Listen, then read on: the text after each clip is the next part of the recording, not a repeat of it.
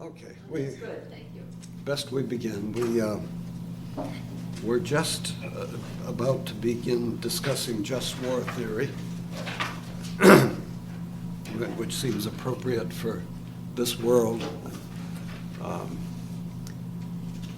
Sometimes somebody in the military pointed out to me probably about 30 years ago that we get used to in the United States thinking about, well, we had, like World War I and World War II and the Korean War, the Vietnam War, and he said, how many wars do you think there have been since, I don't know, say 1900, or since World War II? And, you think, well, just, that handful of them.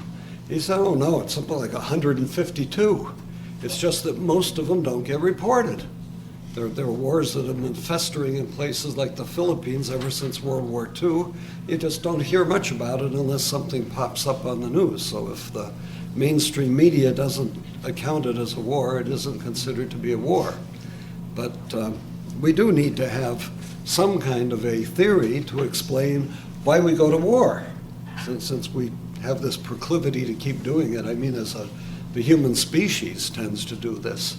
And I think it's kind of interesting that in our secular society, you don't find any explanations. You don't find the public discourse readily be turning to some kind of a Catholic or Christian or revealed source for its ideas.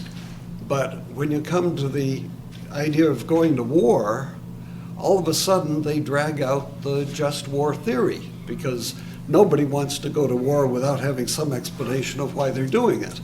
And of course, the curious thing about that is very quickly, even the secular commentators in the news media have to tell you, well, this goes back to St. Augustine, or they probably just call him Augustine.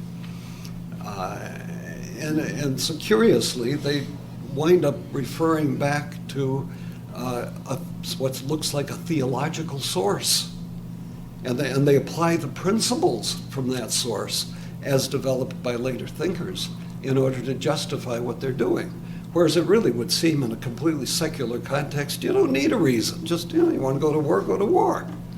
You don't need an ethical foundation because nobody can agree about ethics anyway. But I just find it kind of anomalous that suddenly they have to drag out the just war theory. So I guess we might as well drag it out too and examine its foundations. What is the basic principle behind just war?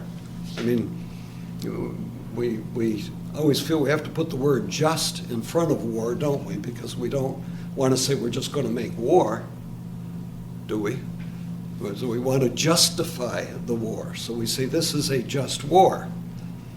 And the basic explanation of just war theory, if you think about it, goes down to the very roots of everything that we know as human beings. It's based primarily on the concept of self-defense.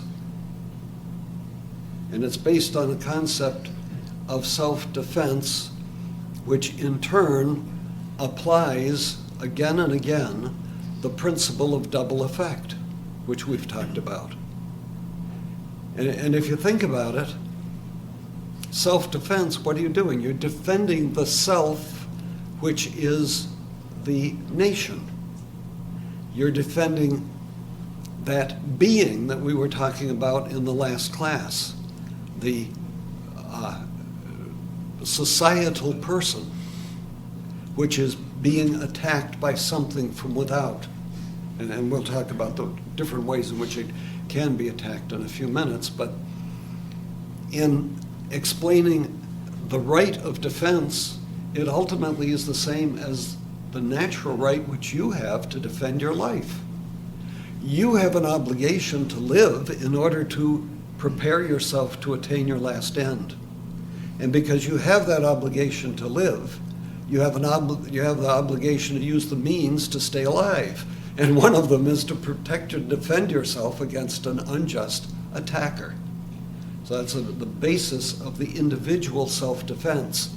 It is analogously, but the same principle applied to the societal unity person of the nation, which has the right, it has the obligation to seek the common good, therefore it has the right to defend against those threats and attacks which would disunite or destroy its unity and therefore its very life, its very existence, its very purpose.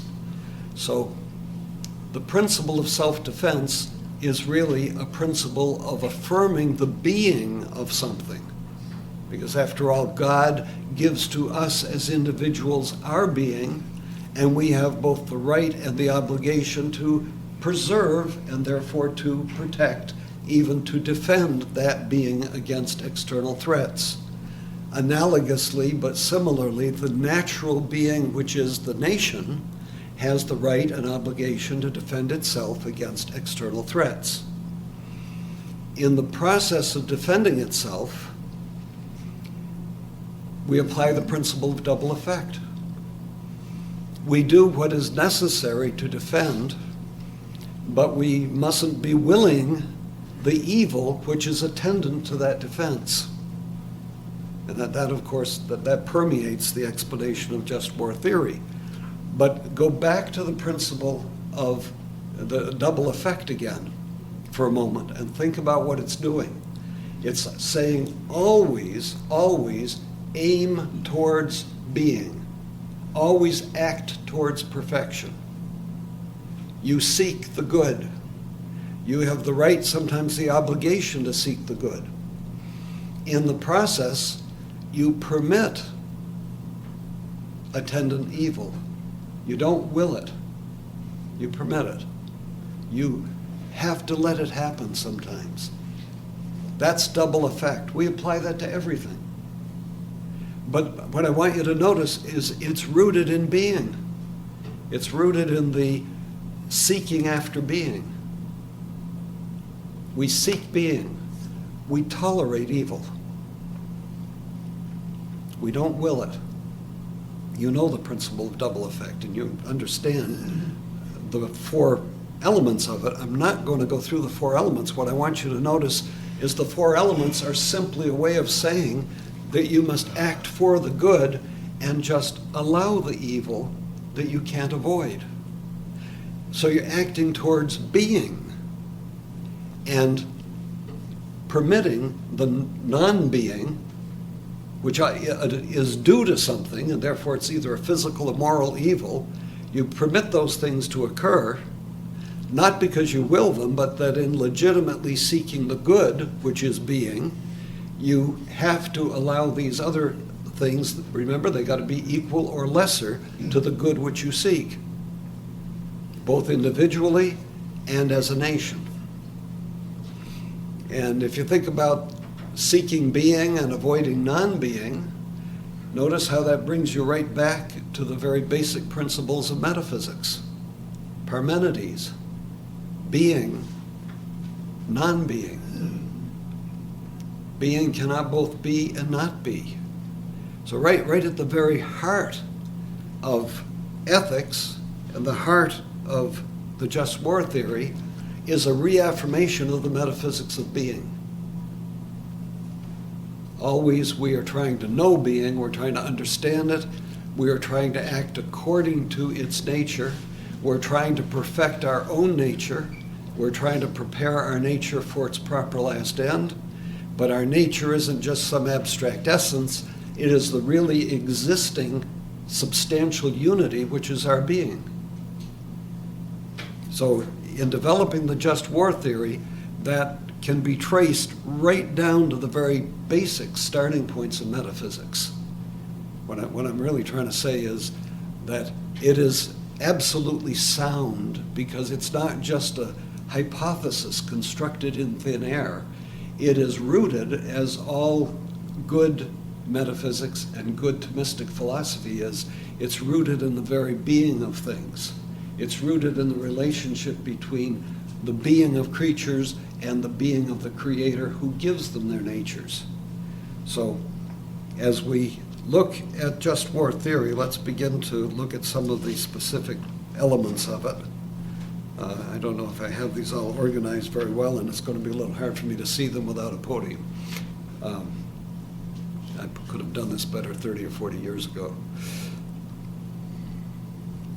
The object of a just war is the defense of the state, the certain defense of the state.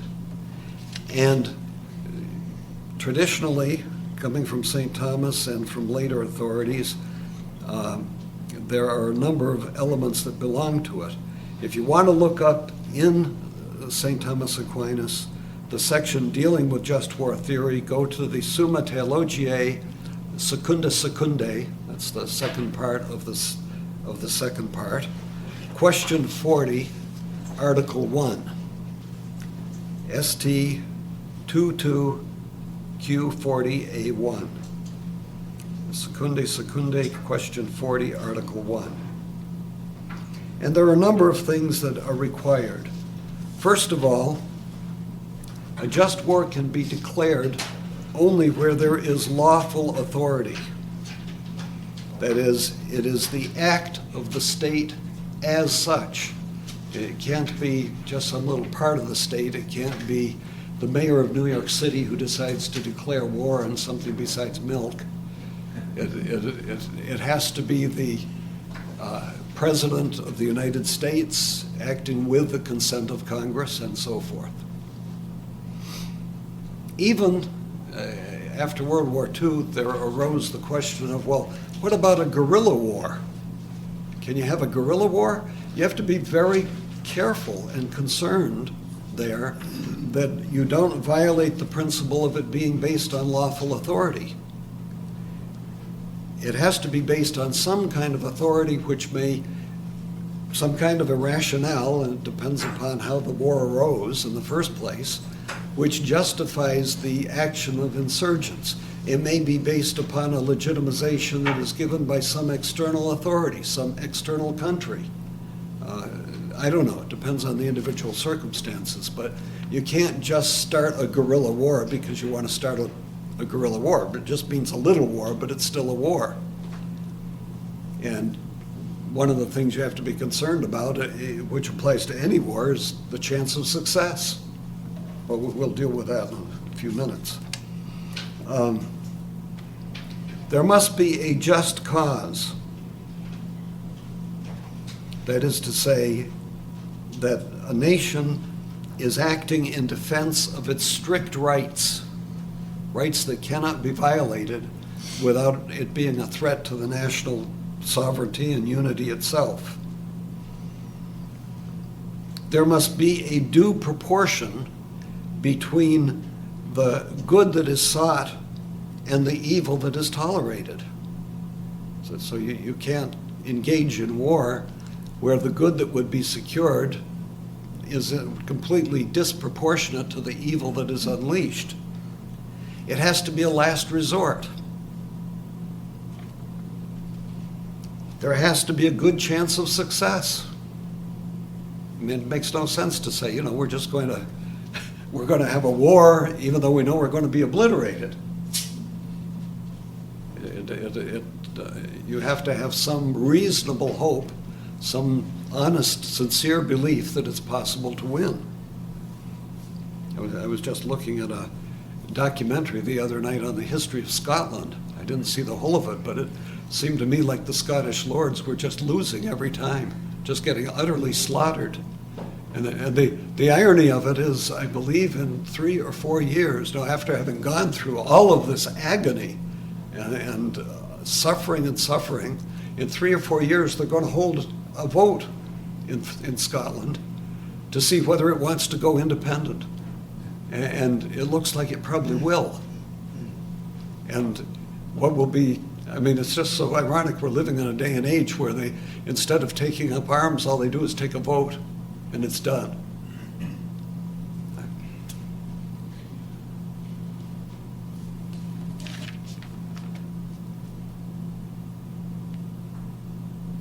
There has to be a fair hope of success. The cause must not only be just, but it must be known to be just on the part of those who are executing the war. There must be a right intention. Don't tell me about all the cases that you can think of where there were bad intentions or all these principles are violated. I'm only telling you the principles that are supposed to be honored. The fact that they are routinely violated is irrelevant, but not permissible. Notice you could start a war with the right intention, and halfway through the war, you might change your intention so that it becomes an unjust war because your intention is no longer honorable. Or conceivably, you could start a war with the wrong intention and then correct the intention. I mean, anything you can imagine, and can happen.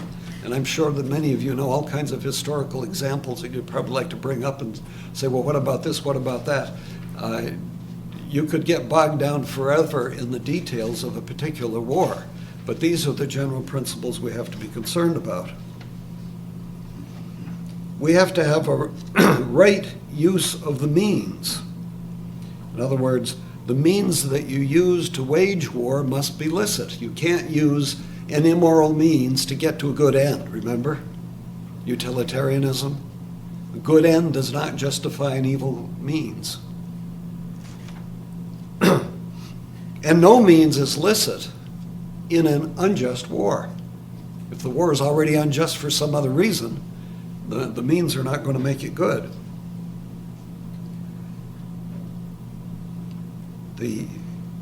Certainly you have among the rights, legitimate rights would be national self-defense. It could be an instance of retributive justice. I mean, this is a little bit tough, but where you might have terrible atrocities committed against some of your populace. And of course, partly as a matter of just defense of your nationhood, you can't let that go unanswered. So in such a case, you would be exhibiting what we call retributive justice. Not revenge, but you're reestablishing the right order of relationships between your country and the attacking country.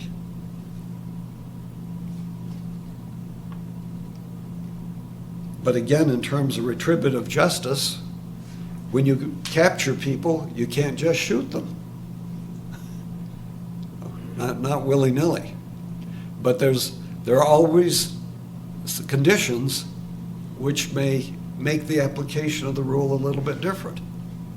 And I'm sure you can possibly think of some. I mean, you sometimes military commanders will put out orders to take no prisoners. That doesn't sound too good, does it? I don't think they mean let them walk off. But sometimes you can run into a situation in which an army, or say a small part of an army, may be largely encircled by enemy forces, and they may not be able to take prisoners effectively because they can't handle them, and yet they can't let them walk away. And yet we've had instances in where legitimate prisoners have been taken and shot. That has been deemed an atrocity in itself.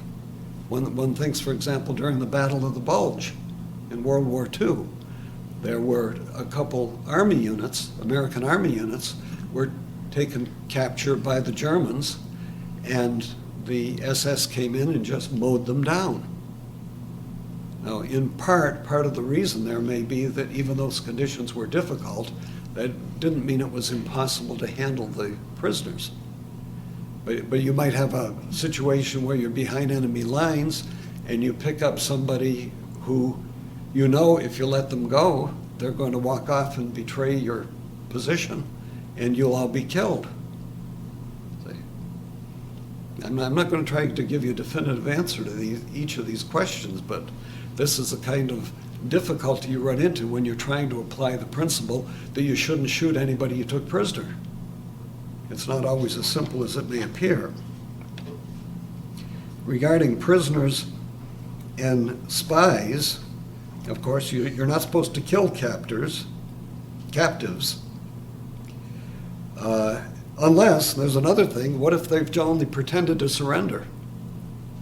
Now, if somebody pretends to surrender and then they'd start to pick up arms again, perfectly right to shoot them. Spies can be executed, traditionally. That's why you have to keep your uniform on. Take your uniform off, you can be shot as a spy. That was the unfortunate experience of Major Andre. If you recall, Benedict Arnold. Benedict Arnold managed to escape, but Major Andre happened to get caught out of uniform, so he was shot. He was a French agent. You have to distinguish between combatants and non-combatants. So obviously you're not supposed to kill the farmers or others who are engaged in only remote cooperation. I mean, one of the problems we have today is we have what's called total war. Modern concept, total war, which means one nation goes to war against another nation. All's fair in love and war, as they say. Total war means we annihilate everybody. Well, you can't do that. You have to distinguish between combatants and non-combatants. But again, sometimes when targeting combatants, you have the indirect effect, the side effect of what we call collateral damage, where you hit the people you're not intending to hit. They are non-combatants, but they get killed in the process. So you're bombing a munitions factory, and you probably take down a couple of rows of houses on both sides of it. This gets very complex. In total war, there is no distinction made between combatants and non-combatants. The sick, the disabled, the old, children, housewives, shopkeepers, everybody is fair game in total war. But remember, that's not licit. That's why you can't have total war. Let me make sure I've got parallel notes here. I don't want to get logically out of order here. It has to be an act of legitimate self-defense. We have to have moral certainty that the state's essential rights are in danger. It has to be an absolute last resort. That's why we have diplomacy. We are supposed to be using diplomacy up to the last minute. And of course, when war occurs, that's the evidence of the failure of diplomacy. But no one has a moral right to go to war first. But of course, on the other hand, you've got to know when you're being played in terms of diplomacy, and it's not really legitimate diplomacy after all. Bombing. There are some who have said that strategic bombing is never illicit. I mean, where we were dropping bombs in World War II and didn't really know even where they were hitting. Really a very messy situation. Or you turn around to fly home and you got a load of bombs, you can't carry them all the way home because you can't fly as fast, so you dump them. Of course, there again, you try not to drop it on anything significant, but sometimes it's hard not to. This is why it's a horrible experience of conscience for anybody who's taken part in a war, because you're constantly torn by these difficult decisions, and you're not going to be able to pull Higgins out every minute and look up, what am I supposed to do now, in this particular foxhole at this moment. So in many instances, decisions have to be made rapidly, and in reflection, you may realize they weren't all made well. George. Just as a note, I don't want not to get involved in particulars again, but there was a technique in World War II where the bombs in this situation you mentioned were simply salvoed, as they say. They were dropped, but the arming devices were not were turned loose with the bombs. So what happened was the plane would drop several thousand tons of inert explosive into the enemy territory. It wouldn't explode, but the enemy did get the TNT for his own various purposes. And also, if you were under where it landed, it probably didn't feel too good. But these are the problems you run into. You might wonder, why do they have to dump their bombs? Well, can't fly as fast, and they've got the Messerschmitts after them.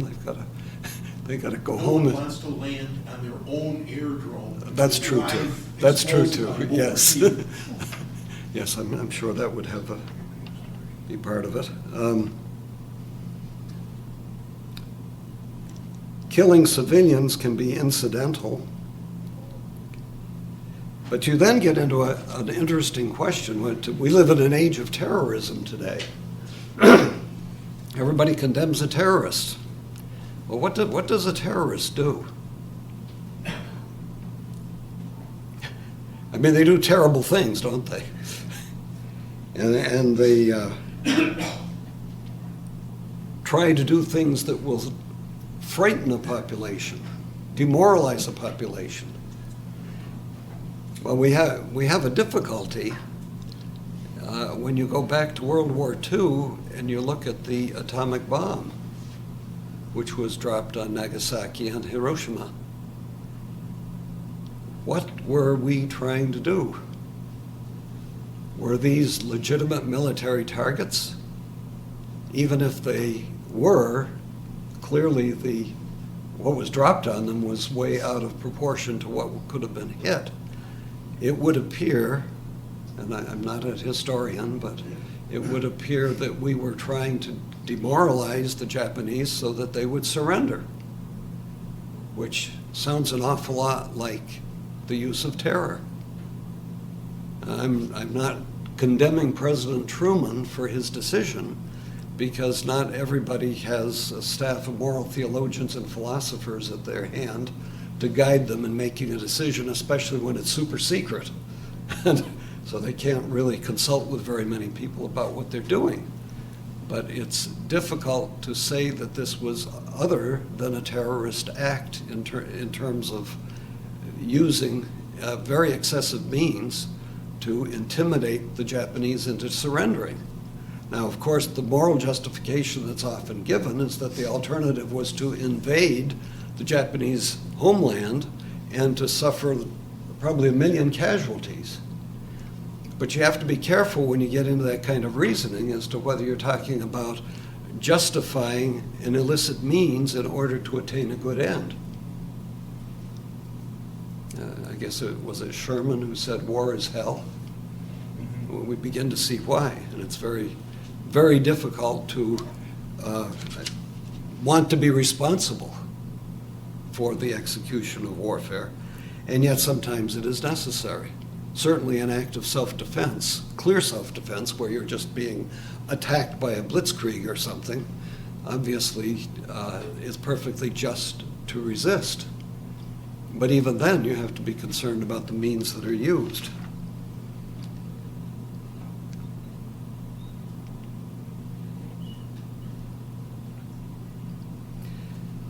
You can't, and also another thing you have to be cautious about or concerned about is the use of reprisals or hostages. You know, you kill one of our guys, we'll kill 10 of yours. That's certainly not licit either. But obviously it takes place.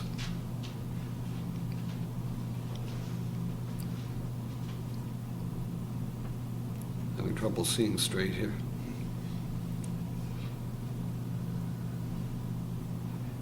You can't kill the innocent as a reprisal, but you can kill the guilty.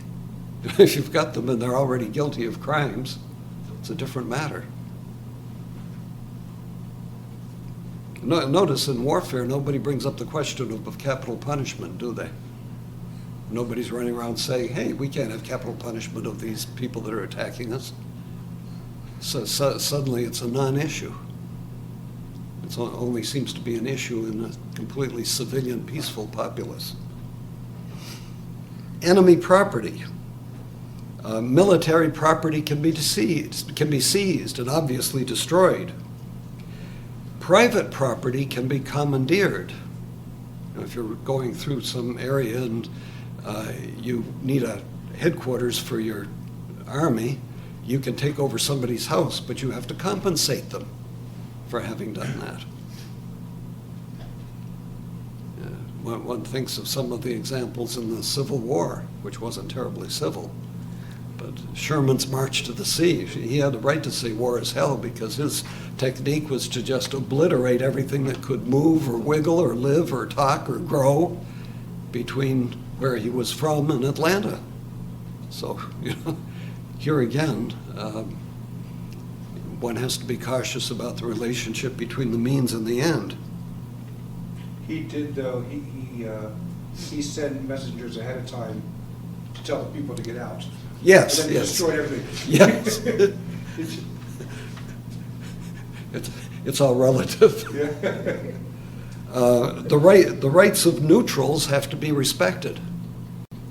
So believe it or not, Hitler violated this rule when he invaded the Low Countries on his way to France. And we get into curious situations. Remember they put the Maginot Line, it was supposed to protect France. When it got to the Low Countries, well, it stopped.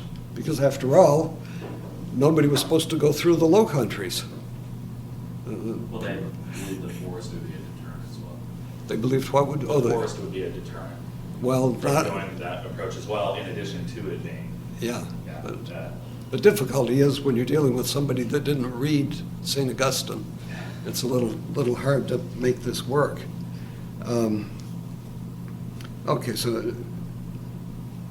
one of the interesting things, we no longer allegedly have this as our national defense scheme, but you all may remember that for a long time, the Soviet Union and the United States were opposed to each other, and the American principle of warfare was MAD, mutually assured destruction. Meaning if you launch on me and destroy me, even if I am annihilated, I have enough ICBMs in submarines and silos, I will destroy you. So don't you dare fire on me because I will fire back on you. I have a friend who was a philosopher. In fact, he's pretty well known, but I'm not going to say his name, but his theory was that if they fired on you, that was to be understood that you had your finger on the button, and if they fired on you, you automatically had to push your button. The difficulty is, it does seem to me to be a separate and distinct will act to push the button. If they have once launched on you, it isn't automatic. I suppose you could build a doomsday device that would make it automatic, but at that time it wasn't. So I don't think that was a justifying reason. The curious thing, of course, is it did seem to work. I mean, in the sense that nobody did it. And then along comes SDI, the Strategic Defense Initiative, better labeled by the leftist press as Star Wars. Missile defense, which somehow got the onus placed on it of being called more aggressive, immoral, dangerous. And what were we talking about doing? We're just saying that if you send a missile into us, we'll shoot down your missile. That's like saying if I'm going to stab you with a knife, you'll stop my hand. But this was viewed as being somehow immoral compared to mutually assured destruction. Talk about standing ethics on its head. The SDI clearly is ethical because all you're doing is defending. It is pure self-defense. We did, at a certain point, you may recall, at least retarget our nuclear weapons. We had them aimed just to annihilate the Russian population. We did retarget them to military targets. Of course, it becomes an interesting question as to whether atomic weaponry can be specifically limited to military targets. And then, of course, you had the Russians, the Soviets, building 100-megaton bombs. Talk about overkill. Even they finally reduced them down to smaller sizes because they realized it was just too big to handle by any measure. So SDI, even today, as you know, there are some powers that take offense at you putting up SDI, as the Russians have objected to us putting missiles into Poland, even though the Polish wanted them. And then finally the present administration said, okay, we won't do it. But the whole concept of defensive systems is much more in keeping with natural law theory. Can you assassinate a tyrant? Yes, you can. But the conditions of just war apply. And you have to be sure, of course, that there is no other means that can be used. I mean, it's always very difficult. I mean, this was the problem when they tried to assassinate Hitler in 1944. There was a real struggle. Most of the people who were trying to assassinate him were Catholic, by the way. And there was a real struggle among them to try to determine, is this ethical? Obviously, they finally decided it was. Unfortunately, it wasn't effective, which is also one of the things you have to take into account. If you're going to try to kill the king, make sure you succeed.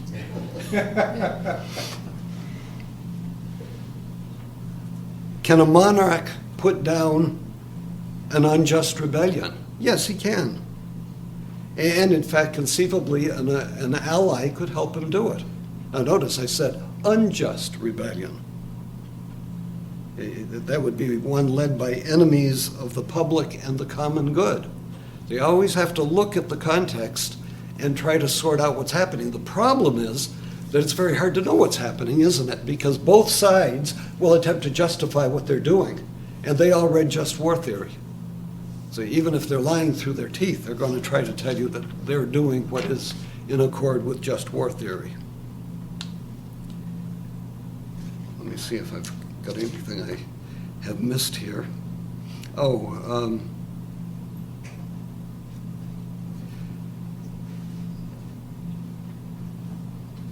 When it comes to nuclear warfare, I'm really kind of nervous discussing this one at all, because whether it is possible to use nuclear weapons ethically is a hotly debated subject, and of course one tries not to do it, period.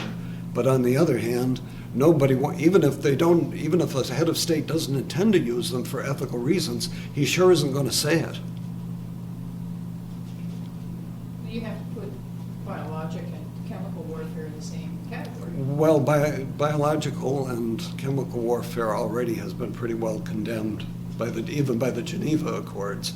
So, I mean, the problem with biological warfare, among other things, is that it may wind up annihilating the whole human race. Chemical warfare, they tried in World War I, but unfortunately the wind sometimes blew the mustard gas back on the people that released it. So everybody kind of lost their taste for it. And notice even Hitler didn't use biological or chemical warfare, at least as far as I know, which just speaks for itself. Interesting question about nuclear warfare. I lost my note here somewhere, but Cardinal Mindszenty,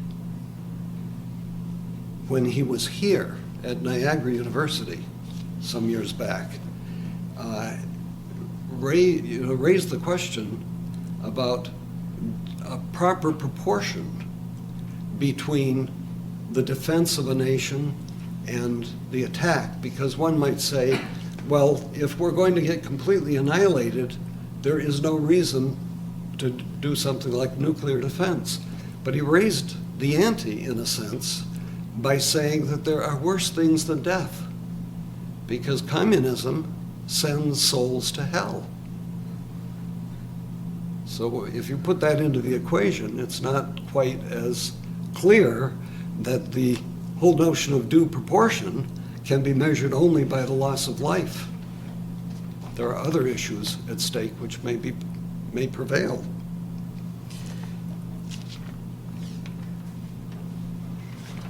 I'm trying to think. I don't think I have any more notes on just war. Does anybody have any questions? I'll even let you descend in particulars if you insist. What about does a victor have the right to demand unconditional surrender?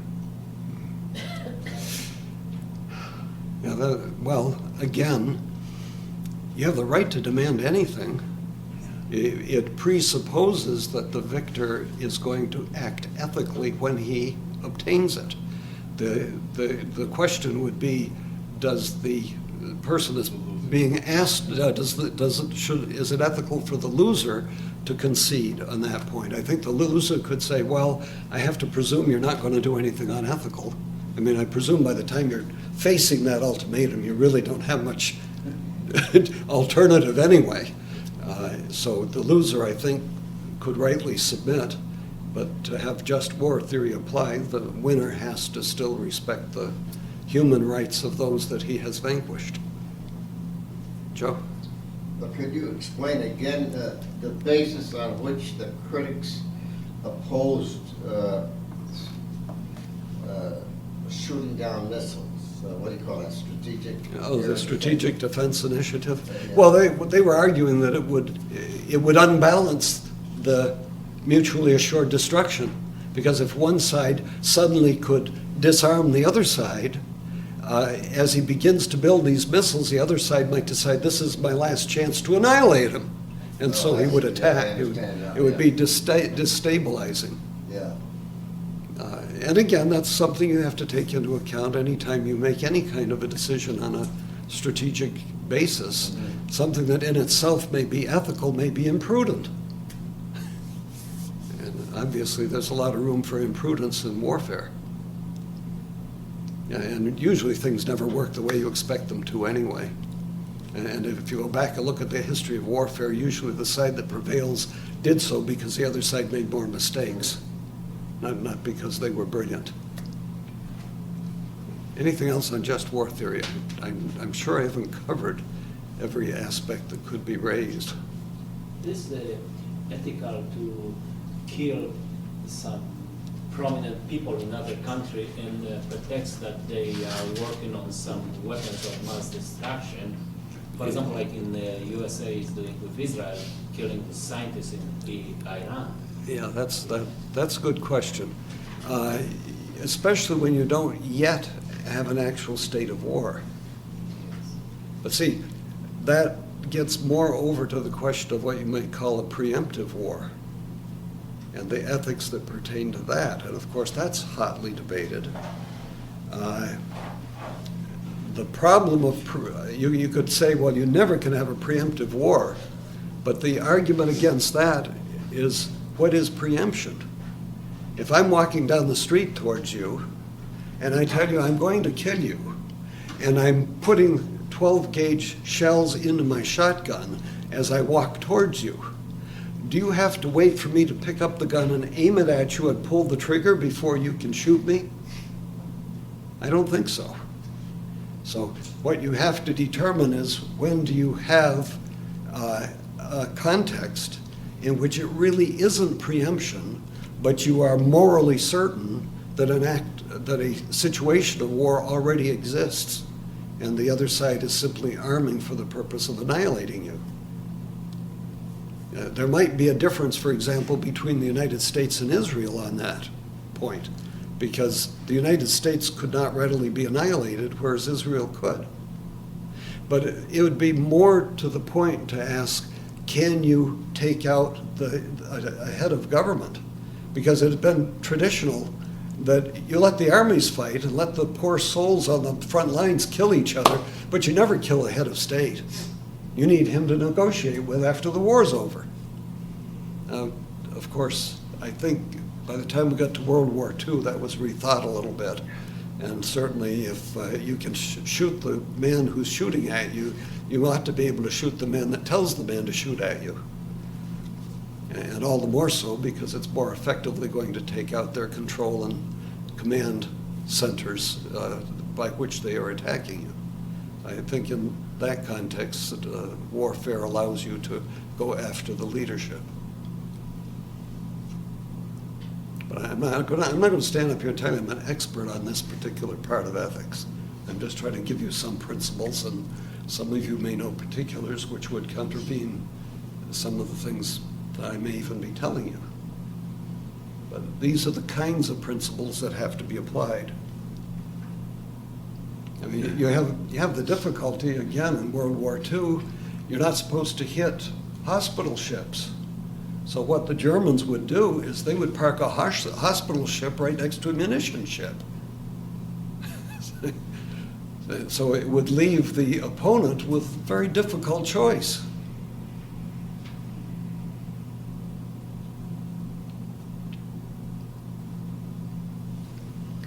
Okay, anything else on just war? Because I know that there are points I probably have not hit here, but I don't have any more notes telling me what to hit.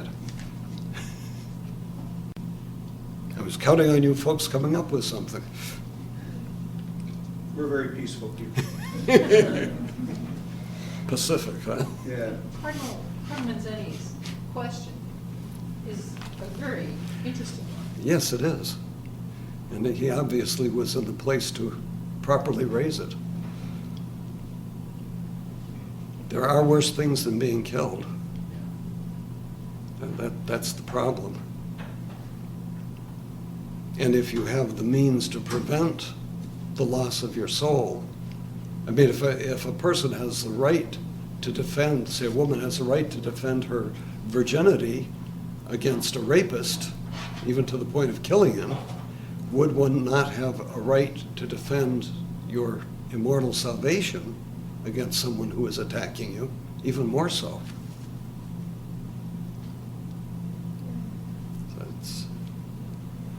But we live in an age, obviously, where the technological capacity for man's inhumanity to man knows no bounds. You think of all the wars that they had in history before the 20th century, and, you know, remember? The church would put down all these rules. You can't fight during Lent. You can't fight on a holy day. You can't fight on the Sabbath. Stay home. And if somebody's going to fight, it's got to be the nobility. They're the ones that are going to gain from it. So they have to be the knights in shining armor that go off and get slaughtered. So at the Battle of Agincourt, they lost half the French nobility in one battle. That makes some sense when you think about it, compared to the 20th century, where we put the poor soul that normally wanted to stay home and drink beer in the middle of Armageddon. And more people were lost. I mean, the number of millions of people, probably at least 100 million people, were slaughtered in the 20th century by modern technological means. We talk about progress. You know, the secular mentality talks about a new age of progress that we're making because of our new skills and so forth. Never in the history of man have we engaged in such inhumanity as we have in the name of making social progress. And indeed, the isms which led to the destruction of so many lives in the 20th century came from the false philosophies that were generated in the early 19th century by people like Auguste Comte and Ludwig Feuerbach, who established the whole concept of the total state. Yes. I was just going to say, statistically wise, I've actually looked into this a little bit, and throughout the course of the 20th century, up until the present day, if you also include abortion statistics in it, it's on the order of 1.7 billion people who have died in war, if you want to call abortion a war on the unborn, over the last 100 years. Right. And there's no other history in recorded, or no other century in recorded history that even touches that. That simply fulfills the total hollowness of this notion of the progress of man. Mm-hmm. You know, what kind of progress have we made? We have developed better means of destroying ourselves and everything that one would hold holy. So at the same time, our technological progress has gone up exponentially. Our moral regress has accelerated inversely. I'm friends with someone who was, I think he's on the level of a colonel, but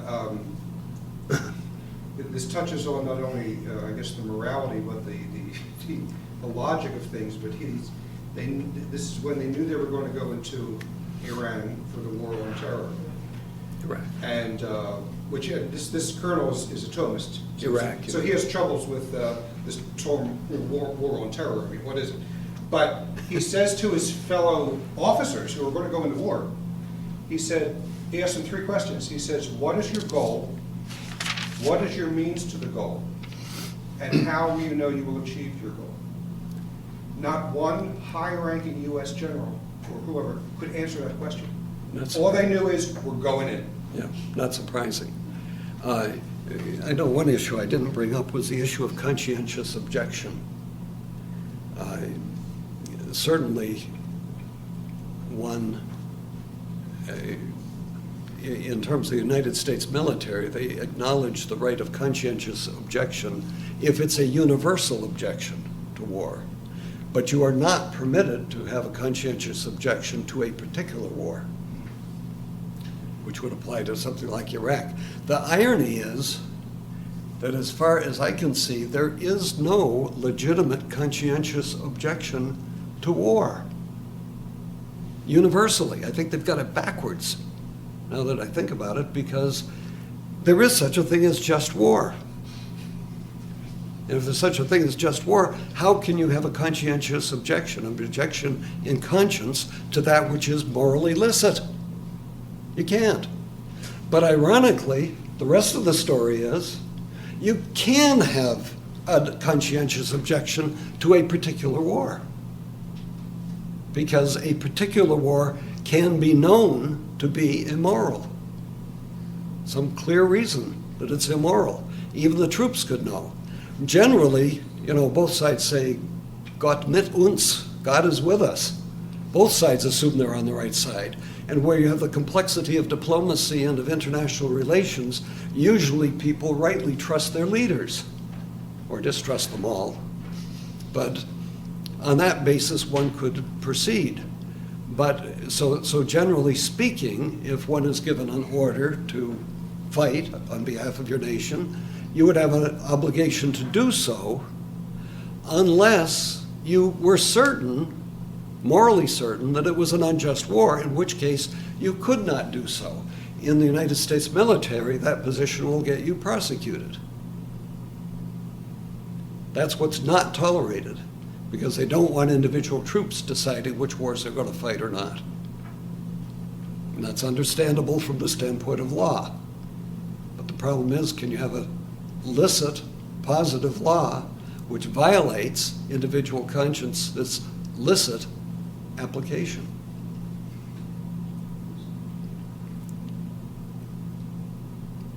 I guess that's why Dr. Waters always said, I didn't make the world, I just live in it. Dr. Bonnette, would it be morally justified to assassinate a head of China? Because you mentioned that we have that right. If you are already in a state of war, or if you are in a populace in which the leaders are so violating the public and common good that they do not represent the will of the people. But Could outside forces be involved in it, or would it have to come from Chinese? well, one of the problems with the Chinese, frankly, is they have a kind of collective leadership. So it's not like knocking off Hitler or something. You just get another one. So that's not terribly effective. And if it's not effective, it's not licit. You get into a question of, can one country interfere with another country? Normally, no. But if there are mass violations of natural law, the people are being brutally misused, and they have no hope of being saved, and you have the means with which to save them, yes, you could have an invasion to save the people that are being so abused. Similarly, those people have the right to rise up and depose their leadership. I mean, it's a little hard to be standing in the United States and saying we don't have a right of rebellion. At least not telling the English that. Okay, anything else on just war?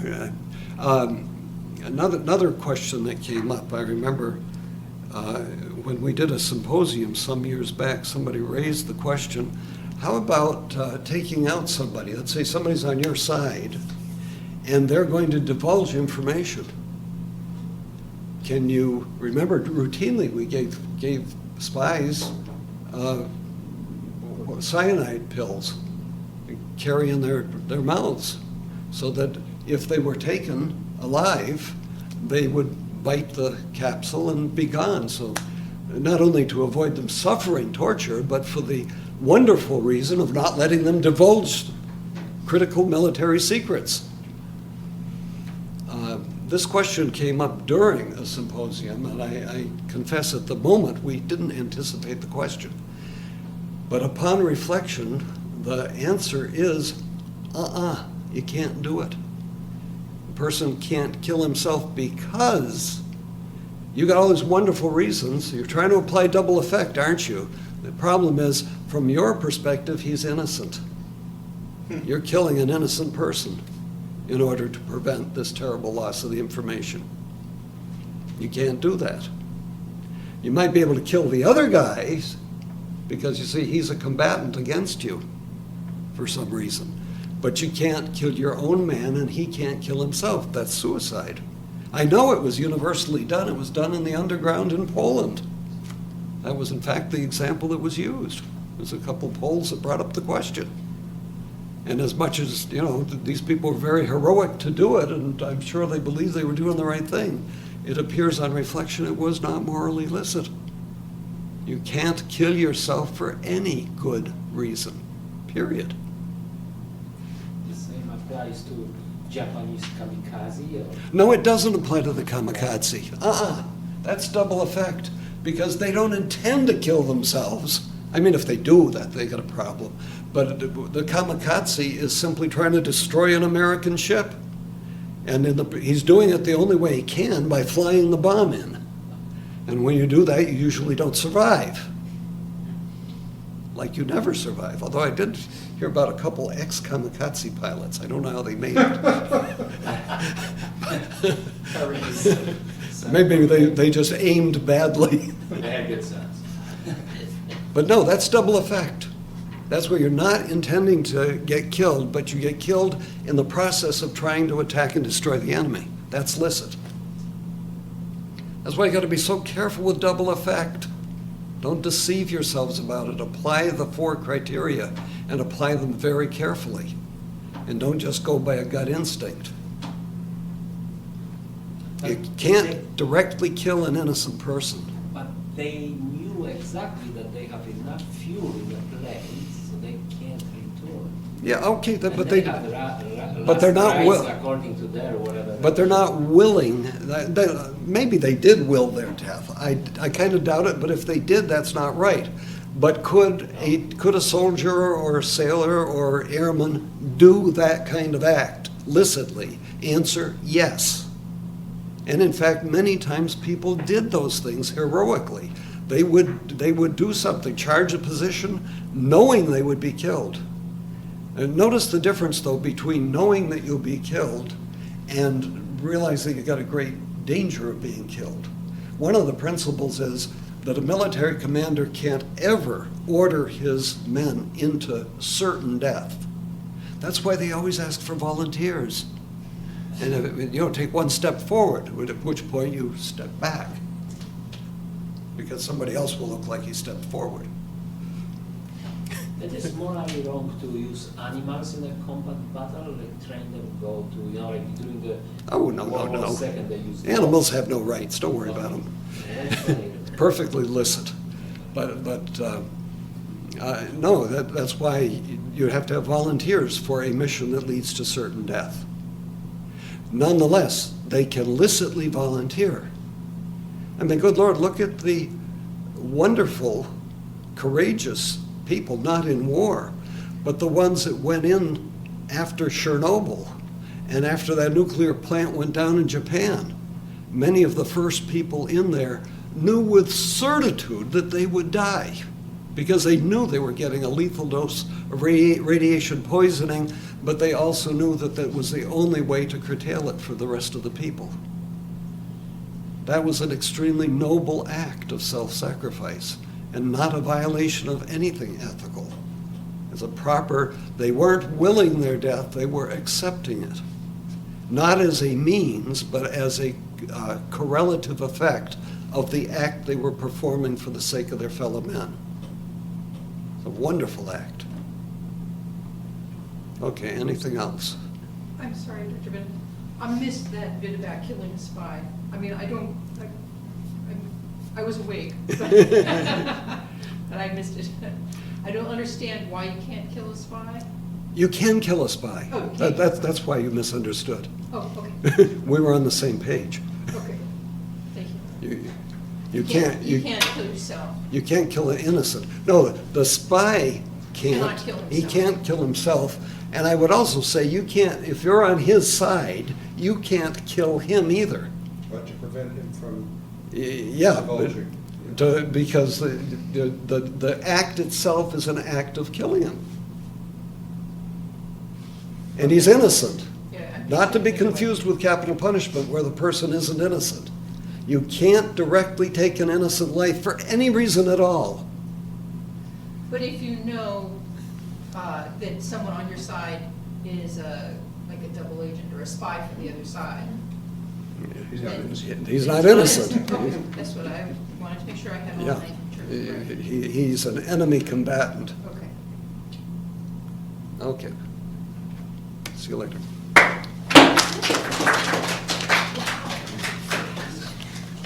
Going back to Sound production copyright Olteen Library Services 2013. All rights reserved. www.aquinasphilosophy.com.